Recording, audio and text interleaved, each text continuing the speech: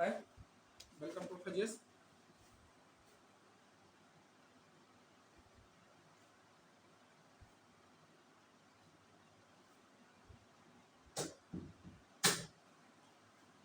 Welcome to अल्फाजिस।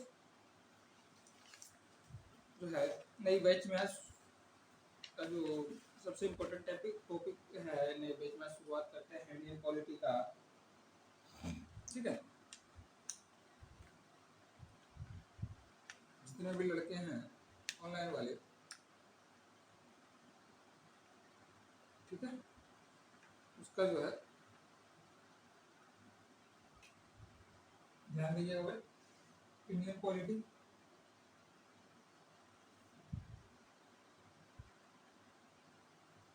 Target हमारा क्या क्या रहेगा? बीपीएससी शिक्षण तथा सीएससी 2024। ठीक है, ये हमारा टारगेट है। प्री और मेंस मेंस की तैयारी कीजिएगा। यानी मेंस के क्वेश्चन जो पढ़िएगा उसमें प्री में अपने आप फायदेमंद हो जाएगा, प्री के लिए अपने आप निकल जाएगा।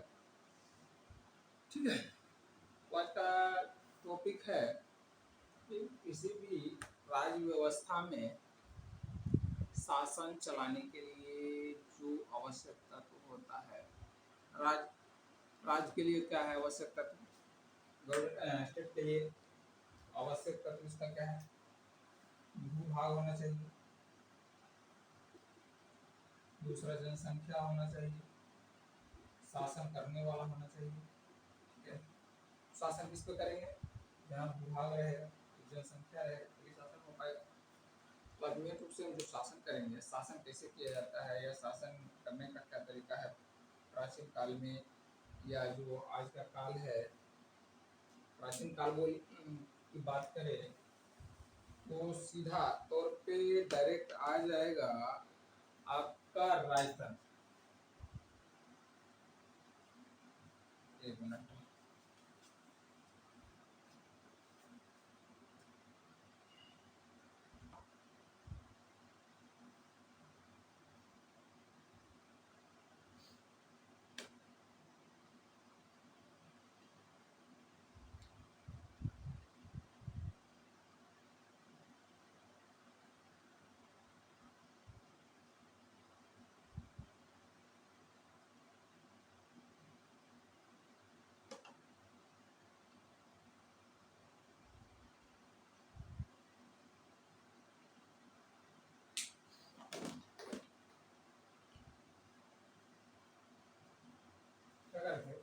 अगर आधुनिक काल बोले तो पॉलिटी के राज्य व्यवस्था का तो डायरेक्ट रूप से अगर बात करें तो आधुनिक रूप में, आधुनिक काल आधुनिक काल में जितना भी है लगभग 55% कंट्री में लोकतांत्रिक व्यवस्था, लोकतांत्रिक डेमोक्रेटिक। लेकिन कुछ अभी भी देश है जहाँ थियोक्रेसी है,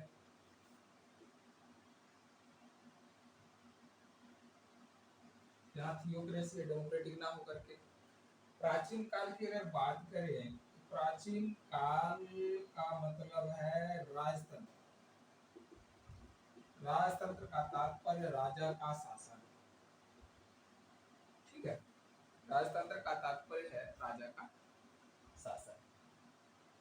थियोक्रेसी धर्म का, तो धर्म का शासन होता है। डेमोक्रेटिक, आधुनिक काल में डेमोक्रेटिक, सबसे पहले डेमोक्रेटिक कंट्री अमेरिका बना। अमेरिका बनने के बाद धीरे धीरे होड़ लगा डेमोक्रेटिक का कंट्री स्थापित होने का। भारत भी डेमोक्रेटिक कंट्री बन गया 1947 के आजाद होने के बाद। मतलब जो है 26 जनवरी 1950 को भारत में अपना संविधान लागू हो गया, पूरी तरह से डेमोक्रेटिक बन गया। ठीक है, तो यहाँ जो व्यवस्था समझ रहे हैं, यानी व्यवस्था को जानने के लिए अगर बात करें तो व्यवस्था जो है राज्य व्यवस्था में जो शासन का व्यवस्था है, शासन की व्यवस्था को यानी शासन को चलाने के लिए सबसे बड़ी जिम्मेवारी जो होती है क्या होता है? किसी भी शासन को चलाने के लिए, किसी भी राज्य व्यवस्था में, चाहे आप थियोक्रेसी हो, डेमोक्रेसी हो या राजतंत्र हो, ठीक है, सबको व्यवस्था या ब्यूरोक्रेसी हो, तो उसको चलाने के लिए एक व्यवस्था होता है, उसके बाद सामने चुनौती होता है, किस तरह से शासन चलाए। तो सबसे पहले अगर शासन को चलाने की जो चुनौती होती है, शासन को चलाने की चुनौती, शासन को चलाने की चुनौती में क्या मतलब है, इसका तात्पर्य क्या है? शासन शासन को के चलाने की जो चुनौती होती है, सबसे पहले उसका जो प्रमुख जो है, तीन व्यवस्था में अगर व्यवस्था अरे इसको विभाजित किया जाए इसको समझने के लिए, तो सबसे पहले इसको जो होता है शासन चलाने के लिए कानून बनाना।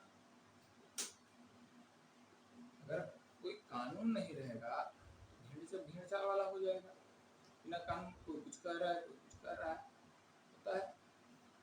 एक आप लोग घर चलाते हैं, घर में चलाने छोटा सा अगर घर मान लिया जाए, घर में एक छोटा सा कंट्री का रूप होता है, परिवार होते हैं, सबका अलग अलग मत होता है, सबके मतों के अनुसार घर नहीं चल सकता, ठीक है। उसी प्रकार देश का या किसी भी देश की राजनीतिक व्यवस्था को या देश को चलाने के लिए, उसके शासन को चलाने के लिए कानून बनाना अति आवश्यक होता है। तो उसके सामने चुनौती क्या होता है? कानून को बनाना। जब कानून बना दिया तो कानून के अनुसार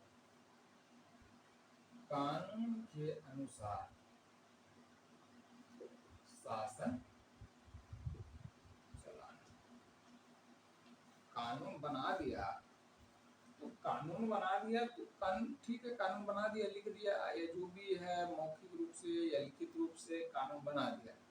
अब चुनौती उसके बाद बड़ी हो जाती है कि कानून के अनुरूप शासन चलाना। जो कानून बनाया है वो भी उसी कानून के अनुसार चलेगा, जो और जिसके लिए कानून बनाया है वो भी उस कानून के अनुसार चलेगा।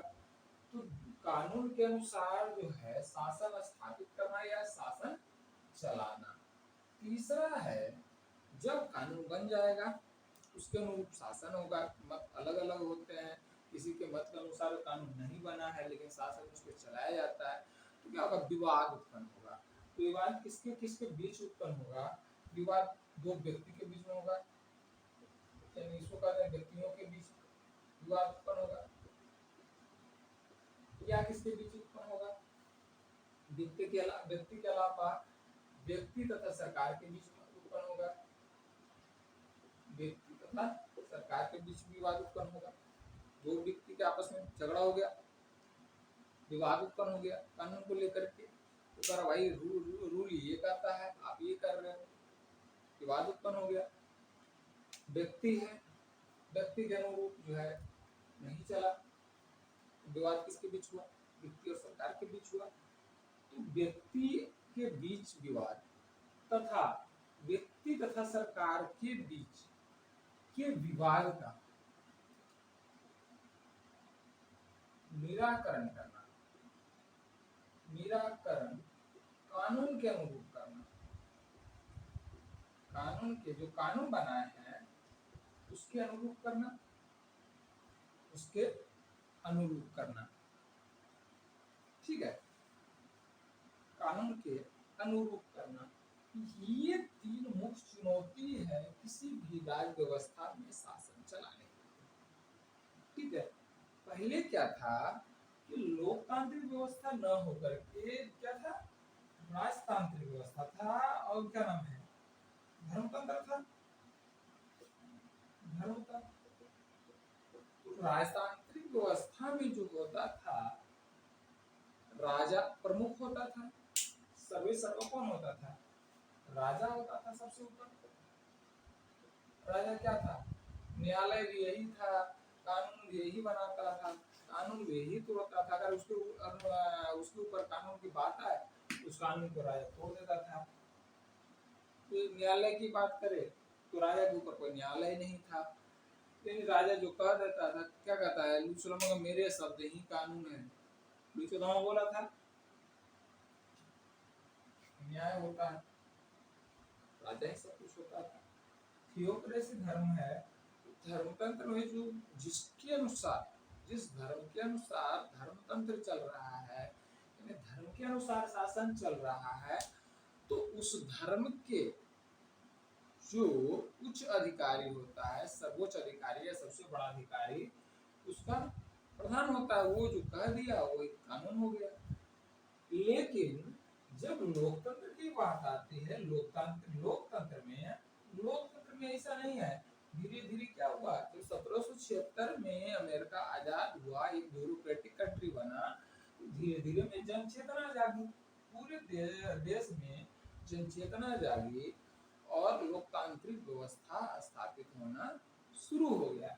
तो लोकतांत्रिक व्यवस्था स्थापित होते होते जो है, लोकतांत्रिक व्यवस्था का स्वरूप क्या है, इसको कोई परिभाषित नहीं कर पाया था। जब भाई अमेरिका के राष्ट्रपति अब्राहम लिंकन बने, उन्होंने डेमोक्रेटिक को परिभाषित किया, जनता के द्वारा, जनता के लिए, जनता का चुना हुआ प्रतिनिधित्व लोकतंत्र में शासन करता है। जनता के द्वारा, जनता के लिए तथा जनता के द्वारा चुने हुए प्रतिनिधि शासन करते हैं। ठीक है। अब यहाँ जो है लोकतंत्र शासन, जब लोकतांत्रिक वाले यहाँ जो क्या होता था, राजतंत्र में यहाँ राजा होता था। शासन कौन चलाता था, विधि के अनुसार, कानून बना रहा है तो शासन भी राजा ही चला रहा है। और यहाँ कौन विवाद भी उत्पन्न कौन कर रहा है, राजा। तो ये उस समय जो था, राजतांत्रिक व्यवस्था में व्यक्ति तथा सरकार के बीच में विवाद अगर उत्पन्न भी होता था तो उसको दबा दिया जाता था। उसके विवाद का निपटारा जो है, निराकरण कानून के अनुरूप नहीं किया जाता था। उसका विवाद का जो निराकरण है कानून के अनुरूप नहीं किया जाता था। लेकिन लोकतांत्रिक व्यवस्था में क्या हुआ, अलग हो गया। तो शासन चलाने के लिए जो कानून बना रहा है उसको लोकतांत्रिक व्यवस्था में विधायिका कहा गया। क्या कहा गया, विधायिका, राइट। जो कानून के अनुरूप शासन चला रहा है उसे क्या कहा गया, कार्यपालिका। कार्यपालिका। और जो क्या बोलता है, व्यक्ति के या व्यक्तियों के विवाद तथा सरकार और व्यक्ति के बीच जो विवाद उत्पन्न हो रहा है उसका निराकरण कानून के अनुरूप कर रहा है, वह क्या कहलाया, न्यायपालिका कहलाया। न्यायपालिका, राइट, न्यायपालिका कहलाया। ठीक है। ये हो गया लेजिस्लेटिव,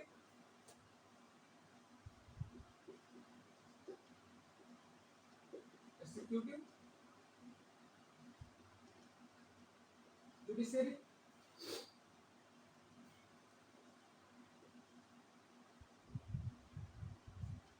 जुडिशरी, ठीक है, जुडिशरी सिस्टम।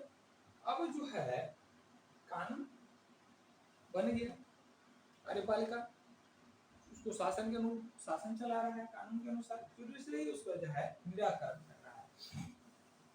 ठीक है, इसको देखिएगा क्या है, कार्यपालिका। कार्यपालिका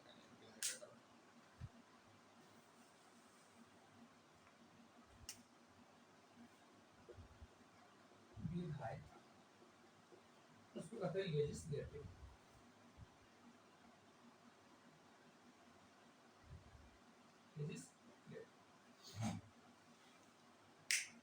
अब इसमें क्या है, अभी मैं बताया था कि राज्य व्यवस्था में शासन चलाने के लिए जो चुनौती होती है उसका तीन कारण है, तीन चुनौती होता है, कानून बनाना, कानून के अनुसार शासन चलाना तथा विवाद को कानून के अनुरूप निराकरण करना। राइट। तो विधायिका का काम है कानून को बनाना। इसका मुख्य काम क्या है? कानून को बनाना। विधायिका का काम है कानून को बनाना। राजतांत्रिक व्यवस्था में बार बार चर्चा कर रहा हूं, राजतांत्रिक व्यवस्था में कानून बनाने की जिम्मेदारी किसकी थी? राजतांत्रिक व्यवस्था में कानून बनाने की जिम्मेवारी राजतांत्रिक व्यवस्था में किसकी थी?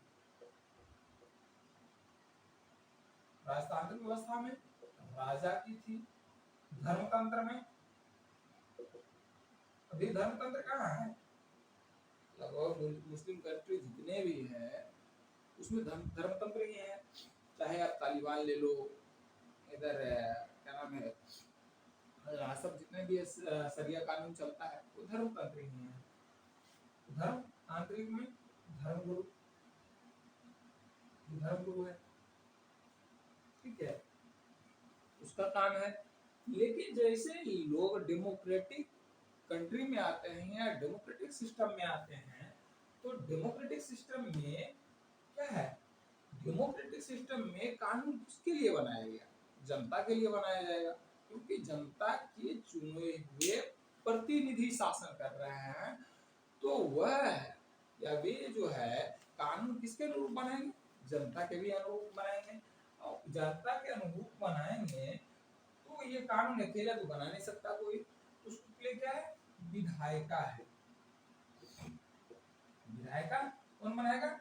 कानून जो बनाएगा वो जनता के अनुरूप बनाएगा।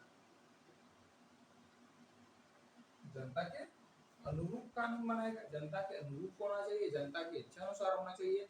अगर ये नहीं करे जनता हमारे यहाँ सुधार नहीं, क्या नाम है, पानी है नहीं, लगाना आप लगा रहे हो तो जनता का अनुरूप तो है नहीं, जनता के अनुकूल है नहीं, तो कानून क्या है? गलत है। लेकिन राजा क्या होता था? जबरदस्ती कानून बस कर वसूलता था, कर पे ही ले लेते हैं।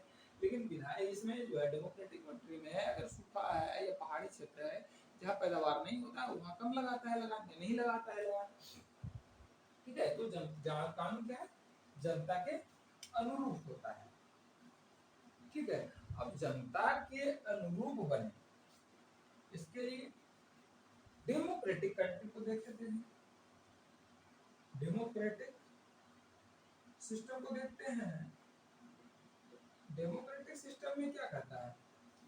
डेमोक्रेटिक सिस्टम में करता है जनता के द्वारा जनता के लिए जनता का चुना हुआ प्रतिनिधित्व भाग लेते हैं, ठीक है।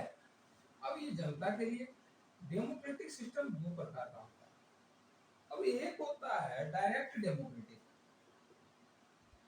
Direct democratic, direct democracy. ये होता है इनडायरेक्ट डेमोक्रेसी या रिप्रेजेंटेटिव डेमोक्रेसी उसको कहते हैं। रिप्रेजेंटेटिव डेमोक्रेसी और मतलब रिप्रेजेंटेटिव, ठीक है। Representative democracy, right.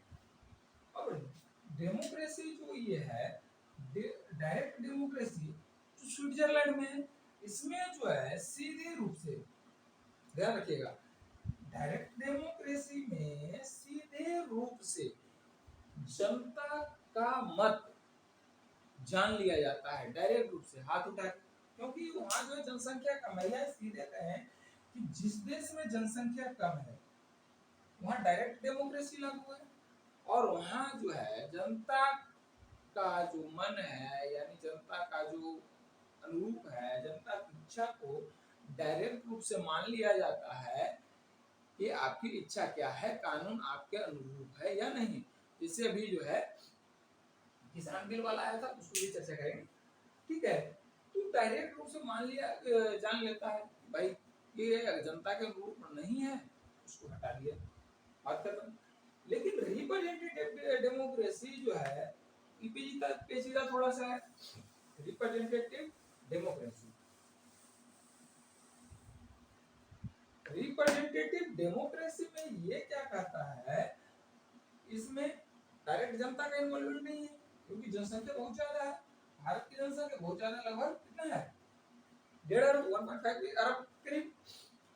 Representative democracy जो होता है इसमें जनता के चुने हुए प्रतिनिधि जो रिप्रेजेंट करते हैं वो वे आपस में मिलकर के चुने हुए प्रतिनिधि प्रतिनिधि आपस में मिलकर कानून बना लेते हैं, ठीक है। और यह मान लिया जाता है रिप्रेजेंटेटिव डेमोक्रेसी में, प्रतिनिधित्व प्रणाली लोकतंत्र में, कि जो चुने हुए प्रतिनिधि हैं उसके अनुरूप जो कानून बनाया गया है वह जनता के अनुरूप ही बना है, ठीक है। रिप्रेजेंटेटिव डेमोक्रेसी में ये पूरा मान लिया जाता है कि ये जो आपके प्रतिनिधित्व, आप जो प्रतिनिधित्व चुन के भेजे हैं सदन में या विधायिका में, तो आपके अनुरूप ये कानून बना रहे हैं, और जो वे कानून बना रहे हैं वो आपके अनुरूप ही बना रहे हैं, ये मान लिया जाता है, ठीक है, रिप्रेजेंटेटिव डेमोक्रेसी में। और वह विधायिका जो है कानून, विधायिका बना देता है, वह कानून बन जाता है।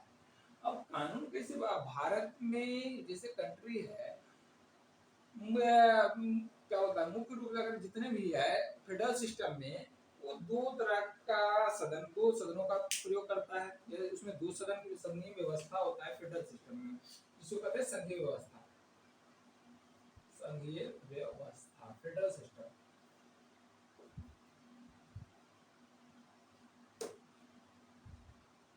फेडरल सिस्टम संघीय पद्धति जिसको कह सकते हैं, इसमें होता है दो सदनीय, एक होता है उच्च सदन, एक होता है निम्न सदन।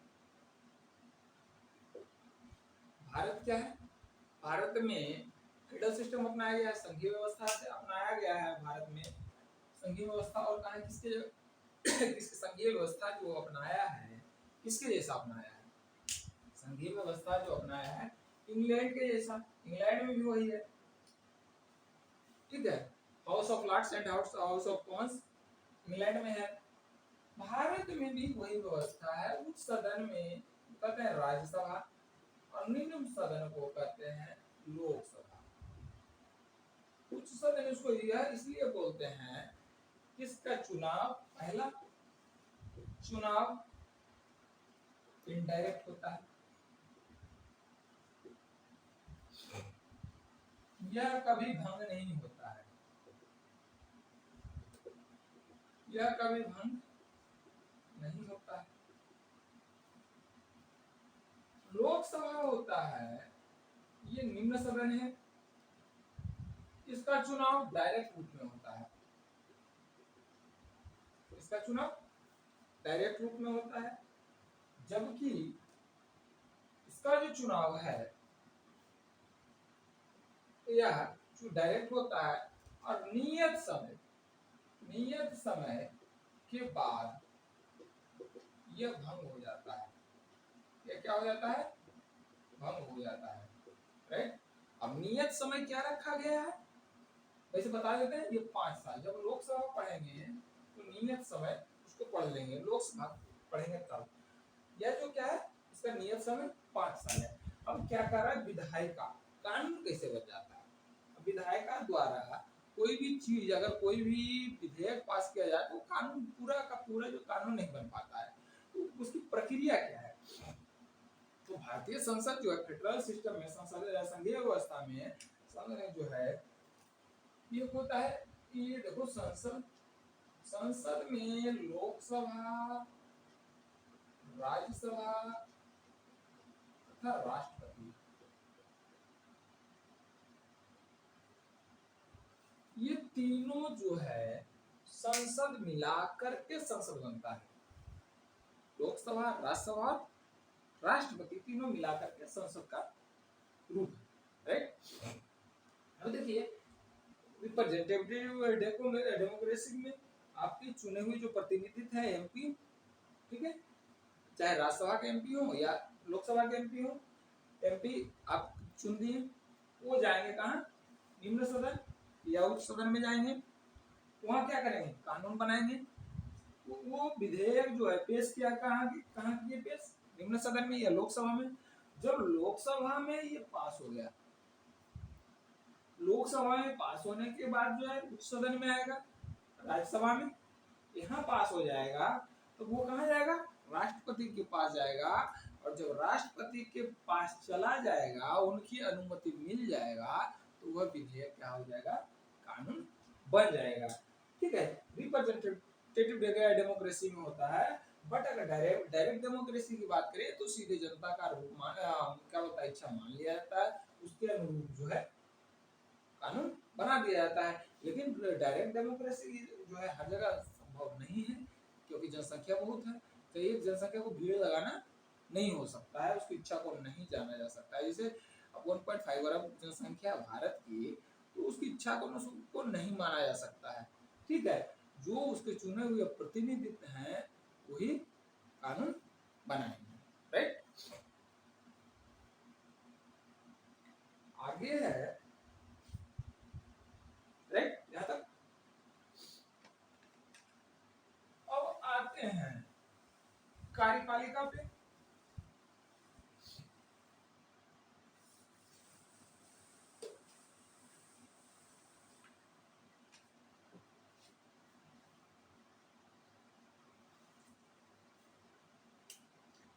कार्यपालिका, एग्जीक्यूटिव,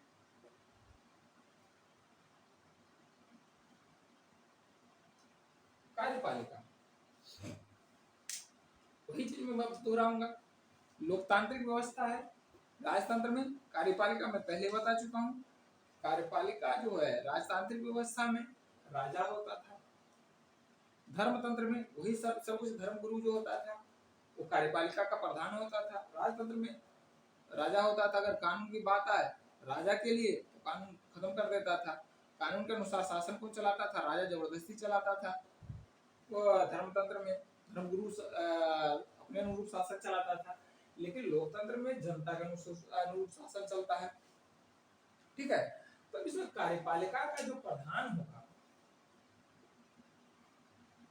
कार्यपालिका का जो प्रधान होगा वो कौन होगा, राजतंत्र में राजा होगा, धर्मतंत्र पे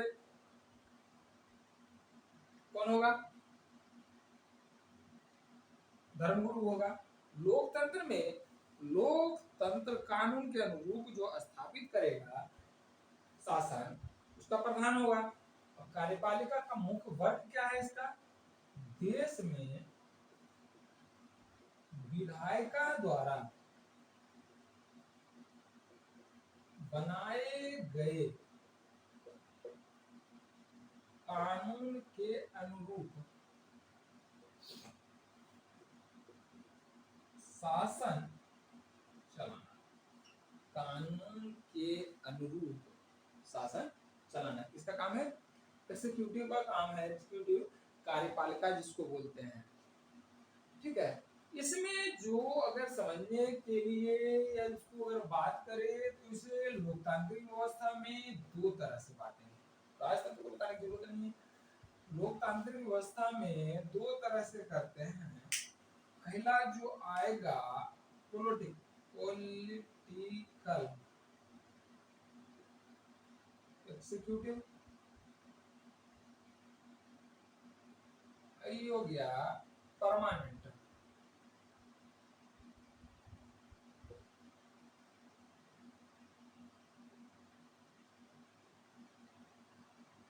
पॉलिटिकल एग्जीक्यूटिव, इसके अंतर्गत राजनीतिक जो कार्यपालिका है और एक अस्थायी कार्यपालिका है। राजनीतिक कार्यपालिका को पहले देखते हैं। राजनीतिक कार्यपालिका जो राष्ट्र का वास्तविक अध्यक्ष होता है, अध्यक्ष होता है, वह कार्यपालिका का प्रधान होता है। ठीक है, अमेरिका में जो है प्रेसिडेंटल एग्जीक्यूटिव है,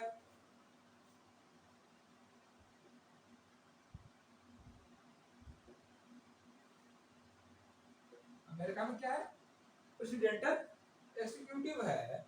तो यहाँ जो है राज्याध्यक्ष का चुनाव, वहां भी डेमोक्रेसी है, तो वहां जो है राज्याध्यक्ष का चुनाव, यानी इसको कहते हैं राष्ट्रपति। अमेरिका में क्या होता है, राष्ट्रपति का जो चुनाव होता है एक निर्वाचक मंडल के द्वारा चुना जाता है, निर्वाचक मंडल के द्वारा चुना जाता है। निर्वाचक मंडल उसको चुन देता है, और जो राष्ट्रपति बन जाता है राष्ट्रपति, तो वो क्या हो जाता है, कार्यपालिका का प्रधान हो जाता है।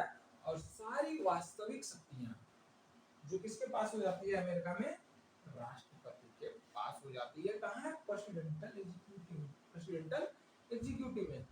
लेकिन भारत और क्या बोलता है, भारत या इंग्लैंड में जो है पॉलिटिकल एग्जीक्यूटिव का चयन किया जाता है। ये इलेक्ट्रॉन में जो कॉलेज होता है कि निर्वाचक मंडल होता है, इसके द्वारा ना करके वो क्या होता है, पॉलिटिकल एग्जीक्यूटिव का चुनाव किया जाता है, राइट।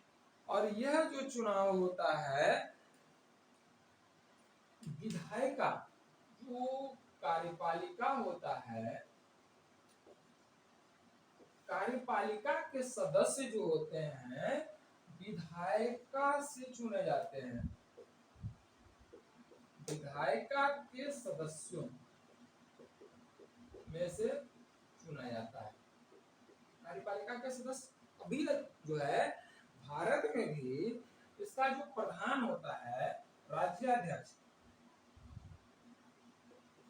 राज्याध्यक्ष जो होता है राष्ट्रपति होता है, लेकिन राष्ट्रपति जो यहाँ के राज्याध्यक्ष हैं वो नाम मात्र के हैं, बस वो ठप्पा है, इनके बिना कोई कानून नहीं बन सकता है। लेकिन कानून ये बना नहीं सकते हैं, ये जो है कानून बना नहीं सकते हैं, उसके अनुरूप शासन कोई और चलाएगा, ठीक है, ये सिर्फ उस पर टप्पा लगाएंगे। और इसके अनुसार यानी इंग्लैंड में जिस तरह से महारानी का रोल है उसी तरह से भारत में राष्ट्रपति का रोल है, ठीक है। तो विधायिका के सदस्यों में चुना जाता है। और विधायिका के सदस्य भारत में जो है लोकसभा में 545 प्लस 2 545 सदस्य। और राज्यसभा में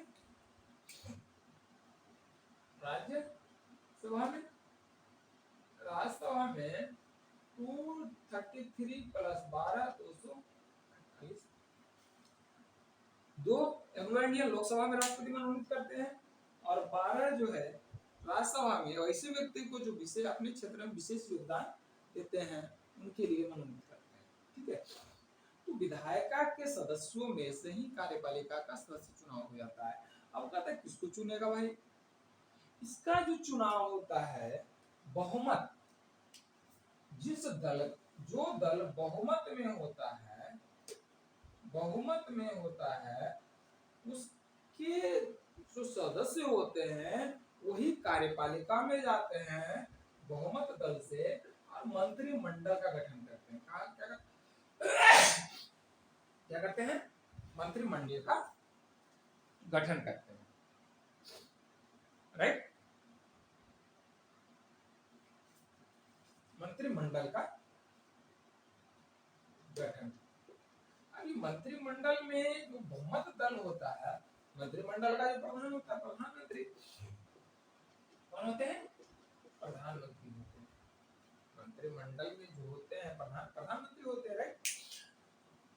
और ये जो होता है बहुमत दल का जो नेता होता है वो प्रधानमंत्री बनते हैं। बहुमत दल के जो नेता होते हैं वो प्रधानमंत्री बनते हैं। तो इस तरह से कहा जाए तो कार्यपालिका का जो वास्तविक प्रधान होता है तो कौन होता है? प्रधानमंत्री होता है। तो लोकतांत्रिक व्यवस्था के सभ्य या संसदीय व्यवस्था में जो कार्यपालिका का प्रधान होता है वो क्या होता है? प्रधानमंत्री होता है। राइट। भारत में कार्यपालिका का प्रधान कौन है? प्रधानमंत्री होता है।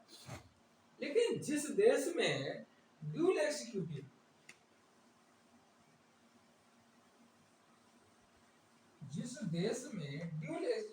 लागू है,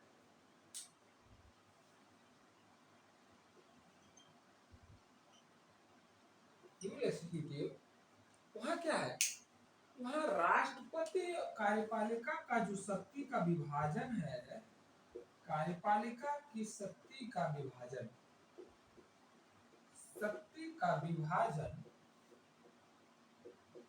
प्रधानमंत्री तथा राष्ट्रपति के मध्य किया गया है। भारत में कार्यपालिका का जो प्रधान होता है, वास्तविक प्रधान होता है या वास्तविक जो शक्ति जिसमें निहित होता है कार्यपालिका का, वो प्रधानमंत्री है। प्रधानमंत्री किसका है? बहुमत दल का नेता। अब बहुमत दल कहाँ से आया? तो विधायिका से आया। ठीक है। लेकिन कार्यपालिका ड्यूल सिस्टम में, ड्यूल एग्जीक्यूटिव सिस्टम में क्या होता है कि कार्यपालिका की शक्ति का वितरण किसी एक व्यक्ति के हाथों में ना हो, चाहे रिप्रेजेंटेटिव का हो या डायरेक्ट का हो। ठीक है। उसमें क्या होता है? प्रधानमंत्री तथा राष्ट्रपति में निहित होता है। यह प्रक्रिया अभी जो वर्तमान में फ्रांस में लागू है। कहाँ लागू है? फ्रांस में। इसका जो क्या होता है, राष्ट्रपति का चुनाव अमेरिका की तरह होता है, अमेरिका की तरह presidential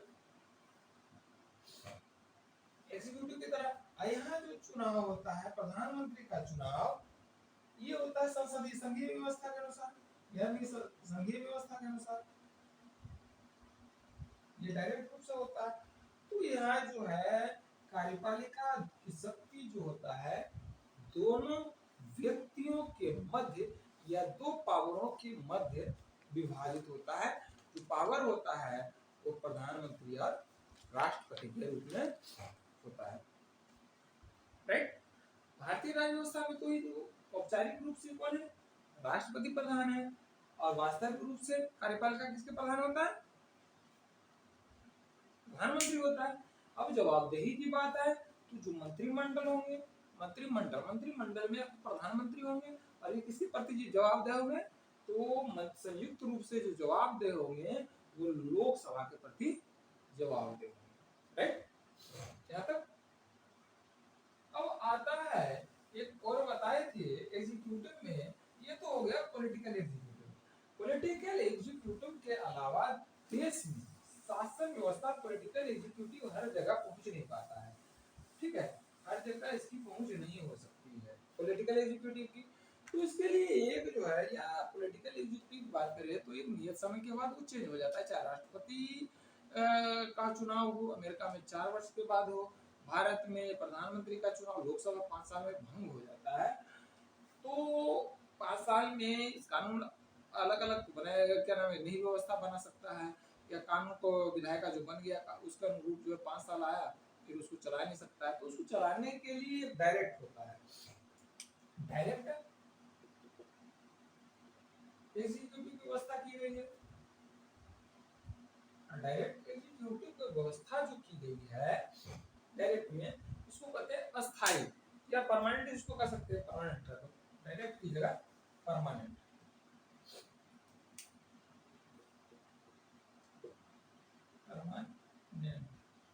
permanent executive.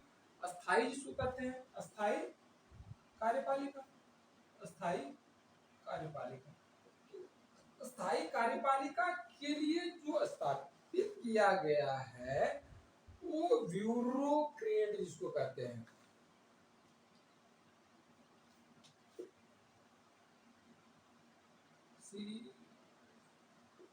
Bureaucracy. Bureaucracy या ब्यूरोक्रेटिक सिस्टम जो होता है ये अस्थाई क्या होता है? कार्यपालिका होता है। ब्यूरोक्रेट का क्या होता है? व्यक्ति 60 साल के लिए कम से कम उसके अधिक भी होता है, 62 साल 65 साल बहुत सारे ऐसे सीट पे हैं उसके लिए नियुक्ति होता है।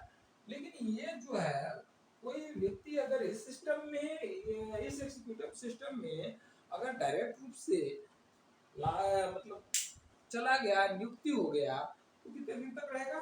60 साल कार्यपालिका का बना रहेगा। अब इस कार्यपालिका का जो इसमें निहित कैसे होगा?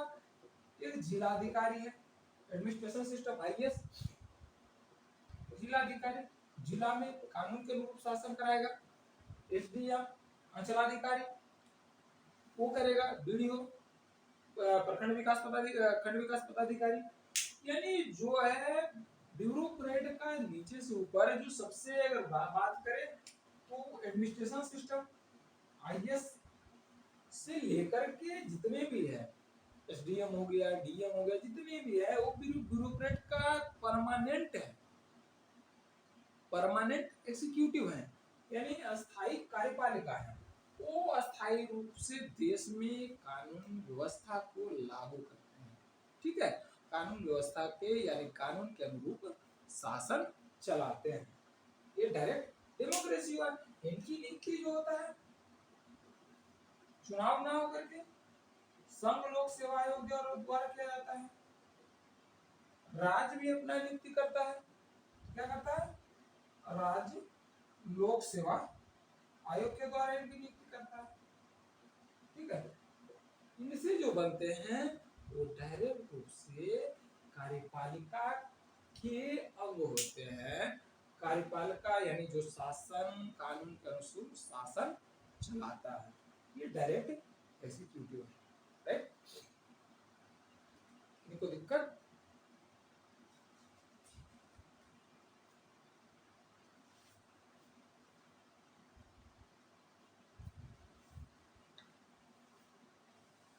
अगर किन्हीं को कोई दिक्कत है तो बताइएगा।